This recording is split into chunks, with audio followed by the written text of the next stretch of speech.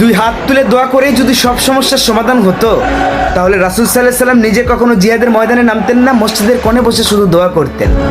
কাবা শরীফের ইমাম সহ মুসল্লিরা ফিলিস্তিনের জন্য দোয়া করেছে, আলহামদুলিল্লাহ, অনেক ভালো কথা।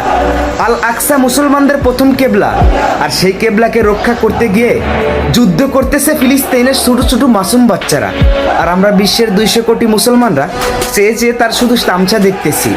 আমাদের পাশের দেশ মায়ানমারে যখন রোহিঙ্গাদের উপরে অত্যাচার করা হয়, তখন আমরা ছোট্ট দেশ থেকে তাদের জন্য বুক পেতে দিয়েছিলাম, যতটুকুই পারি তাদেরকে আশ্রয় দিয়েছিলাম, খাবারের ব্যবস্থা করে দিয়েছিলাম। ফিলিস্তিনের আশেপাশে যেগুলো দেশ রয়েছে, প্রত্যেকটা দেশ সমৃদ্ধশালী ধনীর কাতারে রয়েছে।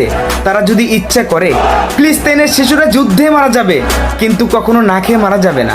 মনে রেখো হে ফিলিস্তিনের আশেপাশে দেশগুলা, আজকে যে ফিলিস্তিনের শিশুগুলো না খেয়ে মরে যাচ্ছে, কিয়ামতের ময়দানে ইনশাল্লাহ তারা জান্নাতের খাবার খাবে, আর তোমরা শুধু চেয়ে চেয়ে দেখবে আর আফসোস করবে।